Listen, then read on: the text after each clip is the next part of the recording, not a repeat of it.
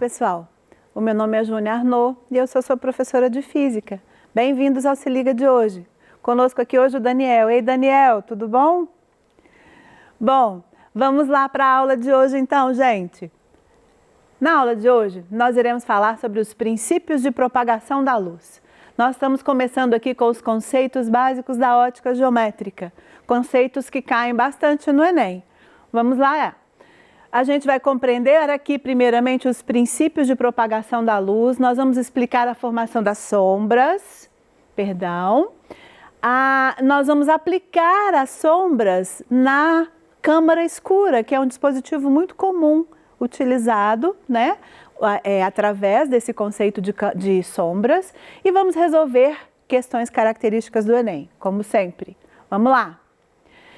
Bom, a primeira ideia da gente aqui é trabalhar com as fontes de luz. Os princípios básicos, para a gente entender esses princípios básicos, a gente tem que realmente começar do início. As fontes de luz, elas são de dois tipos. A primeira, que a gente chama de fonte primária, são fontes que têm luz própria. O Sol é um exemplo prático, básico dessa fonte primária, mas também nós temos uma luz, uma vela. Quando acesas, elas também podem ser chamadas de fontes primárias, certo?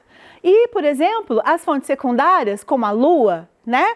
A Lua, ela é iluminada pelo Sol. A gente parece receber luz da Lua, mas a luz que a gente recebe é a luz do Sol que foi refletida na Lua e chegou até a gente. Então, na verdade, a Lua é uma fonte secundária de luz. A fonte primária foi o Sol que a iluminou e a gente recebeu aquela luz refletida nela, certo? Então, fontes secundárias são aquelas fontes que refletem determinada quantidade de luz a partir, né, que receberam de uma fonte que foi uma fonte primária. Bom, os feixes de luz, eles podem ser, a gente pode considerar como aquela quantidade de raios de luz que saem da nossa fonte. Vamos lá. O primeiro feixe de luz que a gente vai trabalhar aqui é o chamado feixe divergente. O que seria esse feixe divergente? A gente vai ter essa ideia para poder tentar verificar o seguinte: se você tiver uma fonte de luz aqui nesse pontinho vermelho e essa luz se espalha, a gente vai ter, por exemplo, o exemplo de uma vela. Aquela vela acesa, vai haver o espalhamento para todos os lados, né? De maneira que você vai ter uma fonte divergente de luz. Quando o nosso foco, quando o feixe de luz ele se encontra, ele focaliza em algum lugar, a gente chama aquele feixe de convergente. Um exemplo disso é um holofote que direciona a luz para determinado local. Quando ela é direcionada, você tem que os feixes de luz ali se convergiram para determinado local. O último feixe de luz, que a gente vai trabalhar é chamado de feixe cilíndrico ou paralelo, tá? Esse feixe de luz, ele normalmente a gente pode considerar o próprio Sol. Como o planeta é muito pequenininho em relação ao tamanho do Sol e a distância é muito grande, você teria mais ou menos uma sensação assim, o Sol gigante e o planeta pequenininho lá na ponta, certo? Então, por mais que você queira que o Sol seja desenhado igual a gente faz quando é criancinha, quando ele vai chegar no raio de luz lá na Terra, repara, ele vai chegar muito perto, os raios são muito próximos.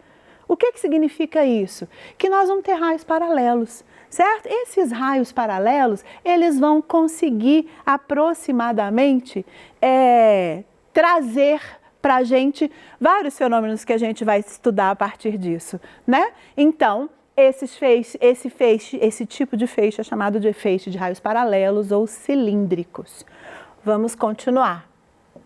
Bom, além dos feixes de luz, essa pergunta é muito básica: por que nós enxergamos as coisas? Você consegue imaginar se você estiver fechado dentro de um quarto totalmente escuro?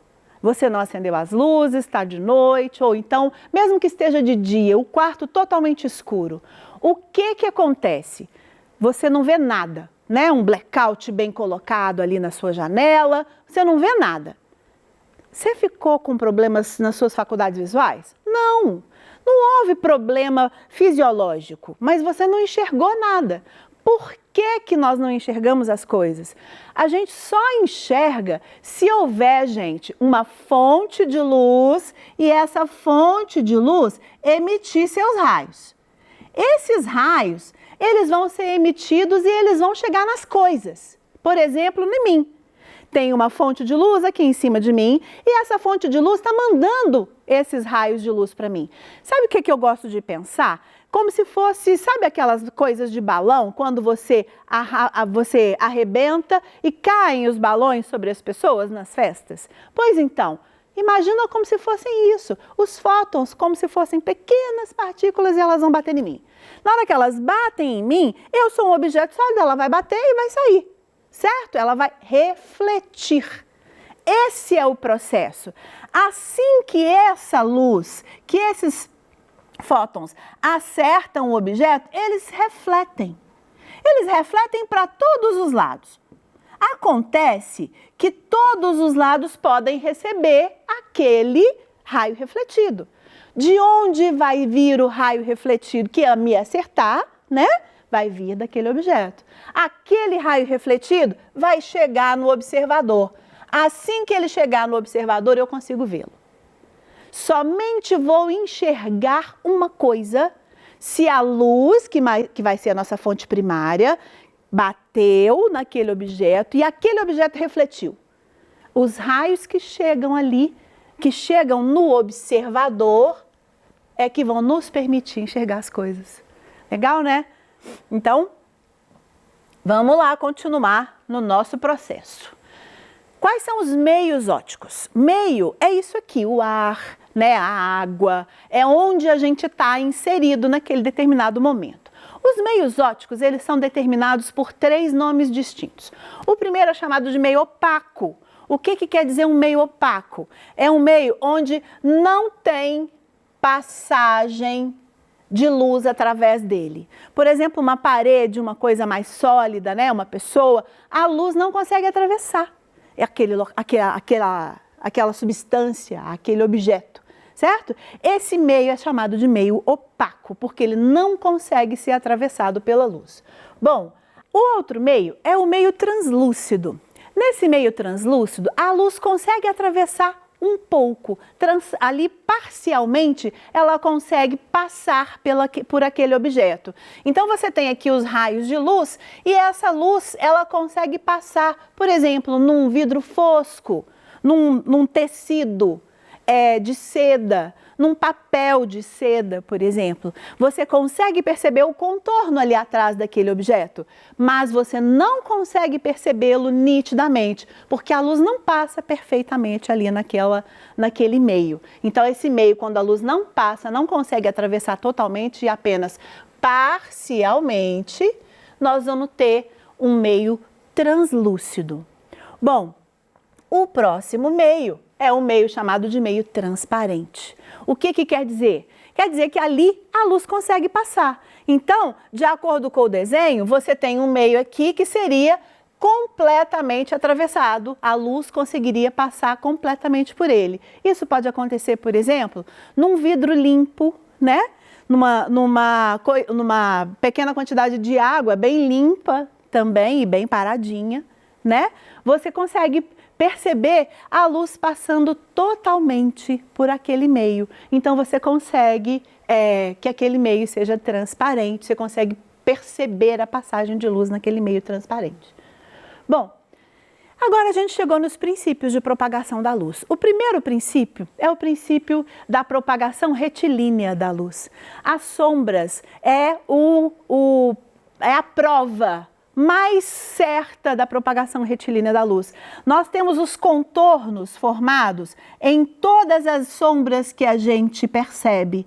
Esse contorno, ele só é formado porque a luz que vem da determinada fonte, em linha reta, passa pelo objeto. Ao passar pelo objeto, ela deixa seu contorno ali atrás. Se ela não viesse em linha reta, aquele contorno não ficaria perfeito.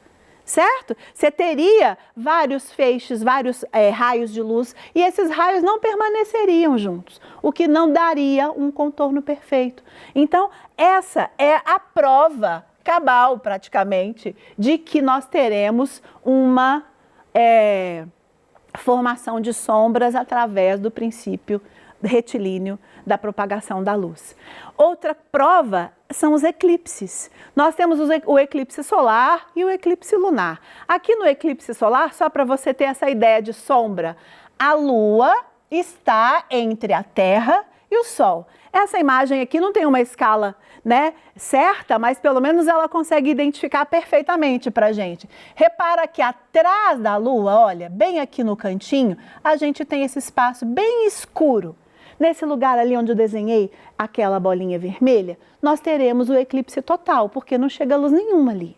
Agora, se eu prestar atenção nesse local aqui, onde você tem um pouco de luz, você vai ter aqui o eclipse parcial. Nesse caso aqui, naquela região ali, nós temos menos quantidade de luz, mas a gente ainda tem uma quantidade de luz para fazer um eclipse. Então, onde tiver essa região aqui, nós teremos um eclipse parcial da Lua.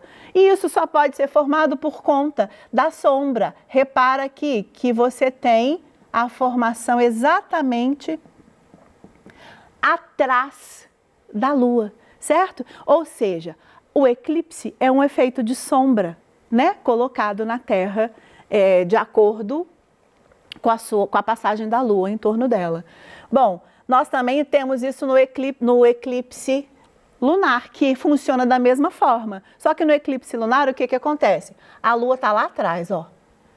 Aí, quem está na frente fazendo sombra é a Terra. Então, o Sol vai usar a Terra e a Terra vai fazer sombra na Lua. Enquanto a Lua estiver passando por essa região aqui de trás, a Lua vai estar dentro do período de eclipse, certo? Então, ali a gente também tem uma formação de sombra, certo? E aí, nós vamos então agora para a câmara escura. Bom, a câmara escura, outro tipo de processo que utiliza a sombra, é o seguinte, é uma caixa que tem um pequeno orifício aqui nessa região e esse pequeno orifício permite a passagem de luz. Só que eles colocam aqui atrás um objeto, por exemplo, um papel sensível à luz. Então, quando a luz passa por esse orifício, aquele objeto ali vai ser marcado pela quantidade de luz que chegar ali. Bom, o que vai acontecer? Você coloca um objeto aqui e usa dois raios específicos vindos das duas extremidades desse objeto. E esses dois raios específicos, eles vão passar através daquele orifício e vão chegar lá no papel. Quando eles chegam lá no papel, eles marcam o papel, certo? Aí o que foi observado? Geometricamente, nós temos aqui dois triângulos semelhantes, dá para visualizá-los. Esse triângulo do lado de fora, com o ângulo oposto pelo vértice desse triângulo do lado de dentro. E a partir dessa matemática, dessa geometria, nós conseguiremos achar, por exemplo, o tamanho das imagens, a distância que essas imagens estão da caixa, né? E foi assim que eles construíram a máquina fotográfica antiga, né, gente? Aquela que utilizava filme fotográfico, não essas de hoje que tem uma distribuição eletrônica ali dentro, né? Então, esse aqui então é um dos dispositivos muito interessantes. E essa proporção só fala que o tamanho da imagem, que seria aqui, o tamanho da imagem está para, né, o tamanho do objeto, assim como a distância da imagem até o orifício está para a distância do objeto também até o orifício. E a partir dessa proporção, nós conseguiremos fazer esses cálculos, certo? Bom, aí nós entramos no segundo princípio, que é o princípio da independência dos raios luminosos. A independência dos raios luminosos é muito interessante você prestar atenção.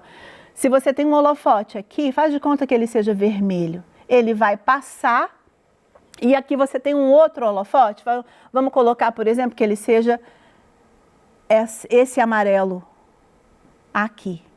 O que vai acontecer? Eles vão se cruzar nesse ponto aqui, correto? Nesse local que eles se cruzam aqui, você conseguiria ver a mistura das duas cores. Mas depois do cruzamento desses dois, eles vão permanecer independentes com as suas cores iniciais. Tá? Então, os raios de luz, eles no momento que se cruzam, eles se misturam, mas na sua continuação, eles são independentes um do outro, certo? E o último, que seria a reversibilidade. Quer dizer que a gente de frente para um espelho, a gente vai ter o raio de luz da gente enviado para o espelho e o espelho devolvendo na mesma linha de propagação. Certo? Então, eles serão reversíveis nesse sentido, que ele vai ser refletido e voltar na mesma linha de propagação que ele foi, certo? Ok, bom, a gente vai aqui ver algumas atividades do Enem, características deste conteúdo. Vamos lá. Os quadrinhos mostram, por meio da projeção da sombra da árvore e do menino, a sequência de períodos do dia, matutino, meio-dia e vespertino. Vamos dar uma olhada nessa figura rapidamente, só para a gente dar uma contextualizada. Vamos ver a sombra desse menino. Repara aqui, a sombra desse menino está para a direita, a sombra da árvore também está para a direita, então, para mim, o sol está por aqui. Todo mundo deve concordar com isso. Na segunda figurinha, nós temos que a sombra do menino está debaixo dele, certo? Se a sombra do menino está debaixo dele, o que vai acontecer? Nós não vamos ter borrachinha, nós não vamos ter outra posição do sol que não seja aqui em cima. Achei a borrachinha. Vamos lá. Nós não vamos ter outra posição do sol que não seja aqui em cima. Então, o sol estaria por aqui de acordo com a posição da sombra. Certo? A outra figura mostra que a sombra veio para a esquerda. Se a sombra veio para a esquerda, significa que o sol está do lado de cá. Certo? Ok. Então, o que você está conseguindo visualizar, gente? É que o sol está se movimentando nessa posição. Certo? Então, o sol está vindo nessa posição. Vamos lá para a gente ver o exercício, então. Ele está perguntando... Ele está perguntando qual que é a posição, vamos lá, a sequência de períodos do dia matutino, meio-dia e vespertino é determinada por o quê? O que eu consegui verificar para poder determinar essa posição do sol, né? Para poder determinar esse horário do dia, perdão. Foi a posição vertical da árvore e do menino? Não foi ela. Foi a posição do menino em relação à árvore? Também não foi. O que eu usei para determinar foi a sombra no chão. Não foi a sombra no chão? E a sombra vai me dar a posição que o sol estava, correto? Então, isso vai ser o movimento aparente do sol em relação à Terra, certo? Não tem como eu saber um fuso horário naquela questão. Dá para mais ou menos eu ter uma noção vaga, mas não tem como eu ter certeza de um fuso horário. E também não dá, pela figurinha, para eu determinar a estação do ano. Então, a única posição, a única relação possível que eu posso dar certeza da questão é o movimento aparente do Sol, certo? Bom, tem mais uma questão aqui, rapidamente, que me diz o seguinte: a figura mostra a representação comum em diversos livros e textos sobre eclipses. Apenas analisando essa figura, um estudante pode concluir que os eclipses podem ocorrer 2 vezes a cada volta completa da Lua em torno da Terra. Apesar da figura levar a essa percepção, algumas informações adicionais são necessárias para concluir que nem o eclipse solar nem o lunar ocorrem com tal periodicidade. A periodicidade dos eclipses ser diferente da possível percepção do estudante ocorre em razão de quê? Olha só, gente, vamos prestar atenção na órbita da Lua em torno da Terra, e aqui seriam os raios de Sol.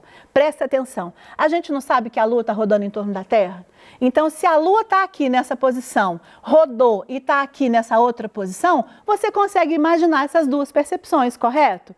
Só que acontece que nós temos que falar é que a órbita da Lua, ela tem uma inclinação de aproximadamente 5 graus. Esses 5 graus fazem com que isso aqui não aconteça com essa periodicidade que a gente está vendo na figura, certo? Então, na nossa resposta, a gente vai ter que os planos das órbitas da Terra e da Lua são diferentes. E é essa a justificativa que nos deixa certeza de que não vai ser exatamente na periodicidade que eles estão indicando. Bom, pessoal, agradeço muito a vocês por terem participado da aula de hoje. Estaremos juntos na próxima semana. Um grande abraço a todos e até lá!